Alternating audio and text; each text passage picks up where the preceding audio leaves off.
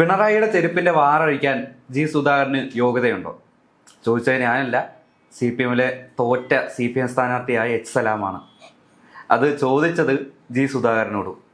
പിണറായി വിജയന്റെ പാദസേവകനായ എച്ച് സലാം ഏറ്റവും രൂക്ഷമായ ഭാഷയിലാണ് ജി സുധാകരനെ വിമർശിച്ചത്. അതിന് കാരണം ജി സുധാകരന്റെ കഴിഞ്ഞ ദിവസത്തെ ആ ഒരു നനഞ്ഞ കോഴി പ്രയോഗമാണ്.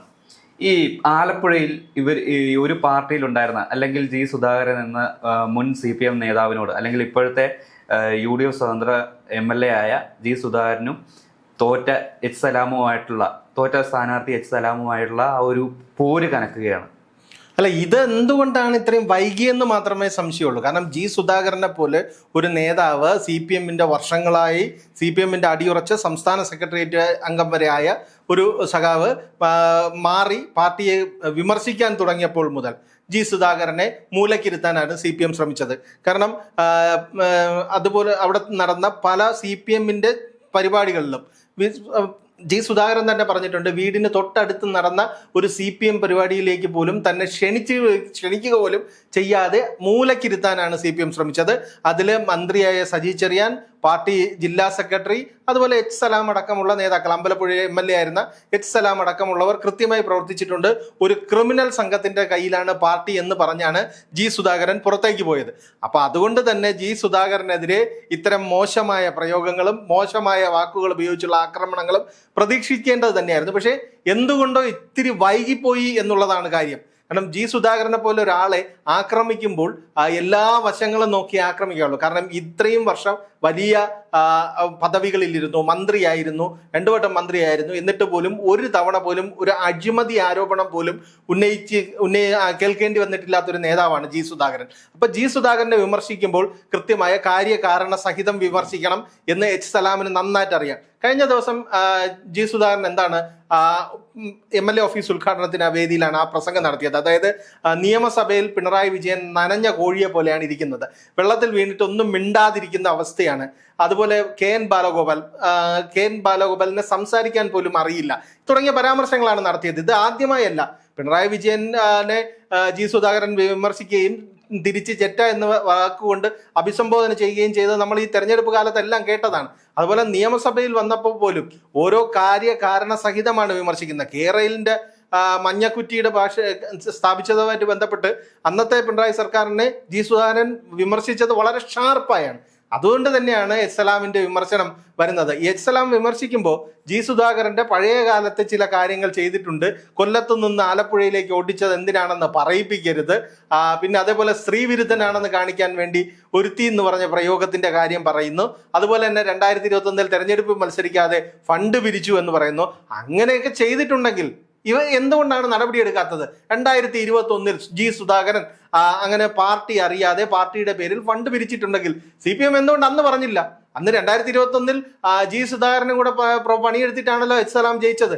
ആ സമയത്ത് പറയാത്ത എന്താ ജി സുധാകരൻ പണപ്പിരിവ് നടത്തി അല്ലെങ്കിൽ അഴിമതി നടത്തി ഇത് നടത്തിയെന്ന്? ഇപ്പൊ പാർട്ടിയുമായി തെറ്റി പുറത്തുപോയി ജനകീയനായി പ്രവർത്തിച്ച് ജനങ്ങൾ തെരഞ്ഞെടുത്ത് MLA ആയപ്പോഴാണ് എച്ച് സലാം അറിയുന്നത്. 2026 ആയപ്പോഴാണ് എച്ച് സലാമിന് ബോധോദയം ഉണ്ടായത്. ഈ ചെയ്തതെല്ലാം തട്ടിപ്പായിരുന്നു അല്ലെങ്കിൽ ജി സുധാകരൻ ജനവിരുദ്ധനായിരുന്നു എന്നുള്ള ബോധം ഇപ്പൊ 2026 വന്നത്. അതൊക്കെ 2021 2 ടൈം നിബന്ധനയുടെ പേരിൽ ജി സുധാകരനെ മാറ്റി നിർത്തിയപ്പോൾ എച്ച് സലാം അവിടെ മത്സരിക്കാൻ വന്നു.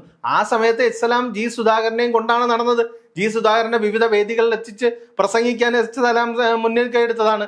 ആ സമയത്തൊന്നും പറഞ്ഞില്ലല്ലോ ഇങ്ങനെ അനധികൃതമായി പണം പിരിച്ച് ഇത് നടത്തിയെന്നും ഒന്നും പറഞ്ഞില്ല. അത് കഴിഞ്ഞ് ജയിച്ചിട്ടും പറഞ്ഞില്ല. പാർട്ടിയുമായി ജി സുധാകരൻ അകന്നു നിന്നപ്പോഴും പറഞ്ഞില്ല. ഇതൊന്നും ചെയ്യാതിരുന്നിട്ട് ഇപ്പോഴാണോ പറയുന്നത്? ഇപ്പോഴാണോ അതിനെതിരെ വിമർശനം ഉന്നയിക്കുന്നത്? ഒന്നും വേണ്ട. തിരഞ്ഞെടുപ്പിന് നോമിനേഷൻ നൽകിയപ്പോൾ അല്ലെങ്കിൽ UDF സപ്പോർട്ടോടെ നോമിനേഷൻ നൽകിയപ്പോൾ തെളിവ് സഹിതം പുറത്ത് ഈ ഒരു കാര്യങ്ങളെല്ലാം ആരോപണങ്ങളെല്ലാം തെളിവ് സഹിതം പുറത്തു വിടാമായിരുന്നു. അപ്പോൾ അദ്ദേഹത്തിന്റെ ആ ഒരു സ്ഥാനാർത്ഥിത്വം തന്നെ ചോദ്യചിഹ്നത്തിലായേനെ. അല്ല, നമ്മൾ കണ്ടതല്ലേ CPM എങ്ങനെയൊക്കെയാണ് ജി സുധാകരൻ എന്ന പോലെ ഒരു മുതിർന്ന നേതാവിനെ അപമാനിച്ചതെന്ന്. കാരണം പുന്നപ്ര രക്തസാക്ഷി ദിനത്തിൽ അവിടെ മുഖ്യമന്ത്രി അടക്കം വരുന്ന പരിപാടിയിലേക്ക് അദ്ദേഹത്തെ ക്ഷണിച്ചില്ല. കാരണം അദ്ദേഹത്തെ പോലൊരു കമ്മ്യൂണിസ്റ്റിനെ ഒഴിവാക്കി നിർത്താനാണ് ശ്രമിച്ചത്. അപ്പൊ അദ്ദേഹം എന്താണ് ചെയ്തത്? ഒറ്റയ്ക്ക് ഒരു ഓട്ടോയിൽ അവിടെ ചെന്നിറങ്ങി പുന്നപ്ര രക്തസാക്ഷി മണ്ഡപത്തിൽ അഭിവാദ്യം അർപ്പിച്ചിട്ട് തിരിച്ചു പോന്നു. ഇതെല്ലാം നമ്മൾ കണ്ടതാണ്. ഇവര് ജി സുധാകരനെ മൂലക്കിരുത്താനും മിണ്ടാതിരുത്താനും ആവുന്നതും ശ്രമിച്ചവരാണ്. ഓരോ ചെറിയ വിമർശനം ഉണ്ടാകുമ്പോഴും അതിന് ഒരു വിലയും കൊടുത്തിട്ടില്ല. ജി സുധാകരന്റെ പരാതികൾക്ക് ഒരു വില കൊടുത്തിട്ടില്ല. പാർട്ടി വേദികളിൽ നിന്ന് മാറ്റി വീട്ടിൽ തന്നെ ഇരുന്നോട്ടെ എന്നുള്ളൊരു സമീപനം സ്വീകരിച്ചു വന്നു. അപ്പോഴാണ് ജി സുധാകരൻ സംസാരിച്ചു തുടങ്ങിയത്. അപ്പോഴാണ് മറ്റു പാർട്ടിക്കാർ, അതായത് BJP-യുടെയും കോൺഗ്രസിന്റെയും നേതാക്കൾ ജി സുധാകരനെ കാണാൻ തുടങ്ങുകയും ചെയ്തപ്പോഴാണ് ഇവര് ഓരോരുത്തരായി ജി സുധാകരന്റെ വീട്ടിലേക്ക് CPM നേതാക്കൾ ഊഴമിട്ട് എണ്ണയിട്ട് പോയി തുടങ്ങിയതും. ഈ ലാസ്റ്റ് ഇലക്ഷൻ സമയത്തും എന്താണ് പറഞ്ഞത്? ജി സുധാകരൻ പറഞ്ഞത് ഞാൻ ഈ നെറുകേടിനെതിരെ മത്സരിക്കുന്നു എന്നാണ് പറഞ്ഞത്. ഓരോ സർക്കാരിന്റെയും ജനങ്ങളുടെ ജനവിരുദ്ധ വികാരങ്ങളുടെയും പേരിൽ, ജനവിരുദ്ധ തീരുമാനങ്ങളുടെയും പേരിലാണ് ഞാൻ മത്സരിക്കണമെന്ന് പറഞ്ഞിട്ടാണ് വന്ന് മത്സരിച്ചത്. UDF പിന്തുണ കൊടുത്തതും. അപ്പൊ ജനങ്ങൾ സ്വീകരിച്ചു. അതിനർത്ഥം എന്താണ്? ജനങ്ങൾ വിശ്വസിക്കുന്നത് ജി സുധാകരനാണ് ശരിയെന്നാണ്. ഇവിടെ സലാം അടക്കമുള്ള CPM-മാർ ചെയ്തതും അവർ പറഞ്ഞതും എല്ലാം തെറ്റാണെന്ന് ജനം കരുതിയിട്ടാണ് ഇത്രയും വലിയ വോട്ടിന്റെ ഭൂരിപക്ഷത്തില് ജി സുധാകരനെ പോലെ ഒരാളെ ജനം തെരഞ്ഞെടുത്തത്. സലാമിനെ തോൽപ്പിച്ചത് അതുകൊണ്ട് തന്നെയാണ്. അപ്പൊ അതിന്റെ പേരിൽ ഇത്തരം ആരോപണങ്ങൾ ഉന്നയിക്കണമെങ്കിൽ അല്ല, ഇനി അത്തരം ആരോപണങ്ങൾ ശരി അന്ന് നമ്മൾ പാർട്ടി ആയതുകൊണ്ട് ഒരുമിച്ചിരുന്നത് കൊണ്ട് ഉന്നയിച്ചില്ല, പാർട്ടി നടപടി വേണ്ട. ഇപ്പൊ പറയുന്നതാണെങ്കിൽ പിണറായി വിജയന്റെ കാരുണ്യം കൊണ്ടാണ് ജി സുധാകരന്റെ അഴിമതി വിരുദ്ധ ഇത് പൊളിഞ്ഞു വീഴാതിരിക്കുന്നത്. ശരി, അങ്ങനെയാണെങ്കിൽ ഇപ്പൊ വേണ്ട, ഇപ്പൊ പുറത്തുവിടൂ. എന്താണ് ജി സുധാകരൻ അനധികൃതമായി പണം പിരിച്ച് എത്രയാണ്, എന്ത് പണം പിരിച്ചു, അങ്ങനെ പിരിച്ചിട്ടുള്ളതിന് ഇവരുടെ കയ്യിൽ തെളിവുണ്ടോ? അത് പുറത്തുവിടണ്ടേ? അല്ല, ജി സുധാകരൻ പിരിച്ചിട്ടുണ്ടെങ്കിൽ തന്നെ സലാം എത്ര കൈപ്പറ്റി എന്നതും കൂടി പറയേണ്ടി വരും. അതെ, കൃത്യം. അതാ ഞാൻ പറഞ്ഞത്, കണക്കുകളും രേഖകളും പുറത്തുവിടൂ. ജി സുധാകരൻ അഴിമതിക്കാരനാണ് അല്ലെങ്കിൽ അനധികൃതമായി പണം പിരിവ് നടത്തിയിട്ടുണ്ടെന്ന് ഇവർക്ക് വ്യക്തതയുണ്ടെങ്കിൽ അതിന്റെ രേഖകളടക്കം പുറത്തുവിടണം, അതിന്റെ കണക്കുകൾ പുറത്തുവിടണം. അതുപോലെ അദ്ദേഹത്തെ കൊല്ലത്ത് നിന്ന് തിരുവനന്തപുരത്ത് ആലപ്പുഴയിലേക്ക് മാറ്റിയത് എന്തിനാണെന്ന് പറയണം. അല്ലാതെ ഒരാളെ ഒരു കാര്യവും പറയാതെ ഇതെല്ലാം ഞങ്ങൾക്കറിയാം, ഞങ്ങൾ ഇത് ജി സുധാകരന്റെ വീട്ടിലെ 2-3 പേർക്ക് അറിയുന്ന എല്ലാ രഹസ്യവും ഞങ്ങൾക്കും അറിയാം, ഞങ്ങൾ അത് പുറത്തു പറയും എന്ന് പറഞ്ഞ് ഭീഷണിപ്പെടുത്തണ്ട. കാരണം ജനം തെരഞ്ഞെടുത്ത ഒരു MLA ഇവരെ പാർട്ടിയിൽ നിന്ന് വിട്ടു പോയിട്ടുണ്ടെങ്കിലും ജനം തെരഞ്ഞെടുത്ത MLA ആക്കിയ ഒരാളാ. അയാളുടെ പേരിൽ ഇന്ന് വരെയും ഒരു മനുഷ്യനും ഒരു അഴിമതി ആരോപണവും ഉന്നയിച്ചിട്ടില്ല. അങ്ങനത്തെ ഒരു ക്ലീൻ ഇമേജ് ഉള്ള ഒരാളുടെ പേരിൽ ഞങ്ങൾ അത് പുറത്തുവിടും ഇത് പുറത്തുവിടുമെന്ന് പറഞ്ഞ് ഇതാക്കേണ്ട കാര്യമില്ല, ഭീഷണിപ്പെടുത്തേണ്ട കാര്യമില്ല. നമ്മുടെ നാട്ടിൽ പറയും പോലെ മറ്റേ ഉടുക്കോട്ടി പേടിപ്പിക്കാൻ നിൽക്കണ്ട. അത് ആള് വേറെയാണ്. നിങ്ങളുടെ കയ്യിൽ തെളിവുണ്ടെങ്കിൽ കൃത്യമായി തെളിവുകൾ പുറത്തുവിടും, എന്നിട്ട് സംസാരിക്കുക. അല്ലാതെ സ്ത്രീ വിരുദ്ധനാക്കി, ഒരുത്തി എന്ന് വിളിച്ചു, CS സുജാതയ്ക്കെതിരെ മോശം പ്രയോഗം നടത്തി, ഇതൊന്നും പറയണ്ട.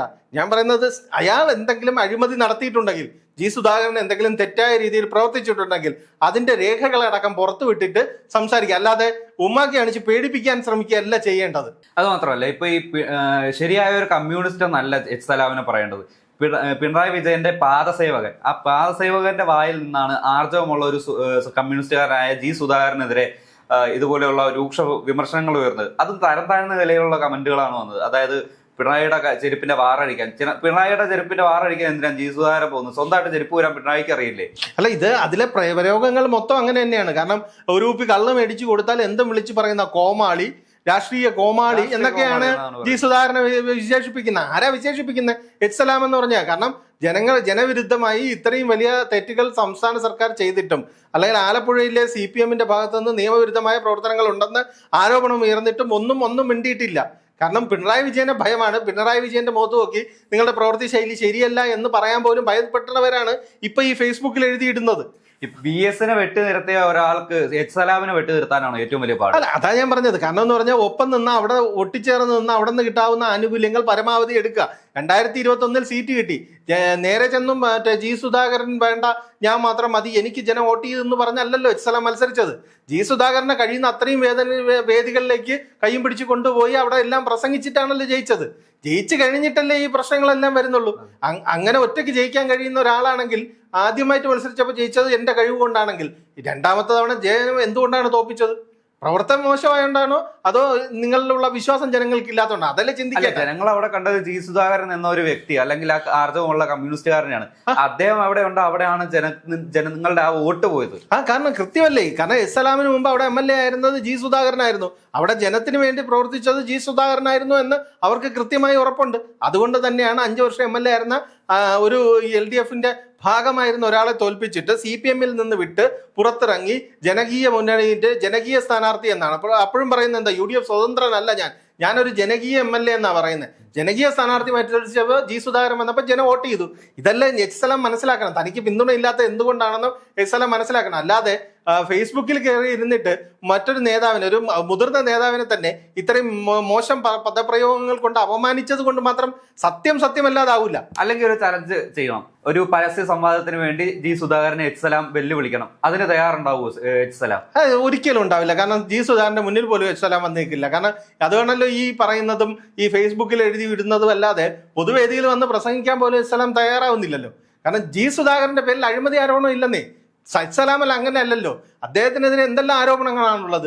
ആ ആരോപണങ്ങളൊന്നും ഇതുവരെ ജീവിതത്തിൽ കേട്ടിട്ടില്ലാത്ത ഒരാൾക്കെതിരെ വെറുതെ മറ്റേ ഇന്നതുണ്ട്, ഇന്ന അഴിമതി നടത്തിയിട്ടുണ്ട്, അവിടെ നിന്ന് ഇങ്ങോട്ട് കയറ്റി വിട്ടത് അങ്ങനെയാണ്, സ്ത്രീ വിരുദ്ധനാണ്, അതാണ് ഇതാണെന്ന് പറഞ്ഞ് എഴുതിയിട്ടാൽ മാത്രം പോരാ, ഇതിന്റെ തെളിവുകളെല്ലാം പുറത്തു വിടും.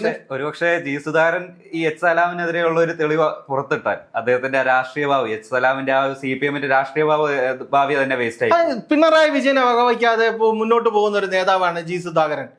അദ്ദേഹത്തിനാണോ എച്ച് സലാം ഒരു വിഷയമായിട്ട് കണക്കാക്കാൻ പറ്റൂ? കാരണം പിണറായി വിജയനെ നനഞ്ഞ കോഴി എന്ന് വിളിക്കാൻ ധൈര്യം കാണിച്ച ജി സുധാകരൻ എച്ച് സലാമിന് എന്തായിരിക്കും മറുപടി കൊടുക്കുക എന്നുള്ളത് നമുക്ക് ഇന്നോ നാളെ തന്നെ അറിയാം. കാരണം ഒന്നും ആരെയും വിട്ടിട്ട് പോവുകയോ ഒന്നും വിട്ടിട്ട് പോകുന്ന ഒരാളല്ല ജി സുധാകരൻ. കാരണം അദ്ദേഹത്തിന്റെ പേരിൽ അദ്ദേഹത്തിന് ഭയക്കാനൊന്നും ഇല്ലല്ലോ. ഇത്രയും നാൾ ഇരുന്നിട്ട് അയാളുടെ പേരിൽ ഒരു ആരോപണമില്ല, അഴിമതി നടത്തിയെന്ന് ആരും പറയുന്നില്ല. അദ്ദേഹം എല്ലാ കാര്യത്തും കൃത്യമായി പ്രവർത്തിച്ചിട്ടുണ്ട്, പോയിട്ടുണ്ട്. അതുകൊണ്ട് തന്നെയാണ് പിണറായി വിജയനെ നനഞ്ഞ കോഴി എന്ന് വിളിക്കാൻ ജി സുധാകരന് ധൈര്യമുള്ളത്. ആ ധൈര്യം അതുകൊണ്ട് തന്നെ എച്ച് സലാം ജി സുധാകരന്റെ വിഷയമാവുമെന്ന് ആർക്കും കരുതാൻ കഴിയില്ല. അതിനുള്ള മറുപടി ഇന്ന് തന്നെ ഉണ്ടാവുമെന്നാണ് എനിക്ക് തോന്നുന്നത്.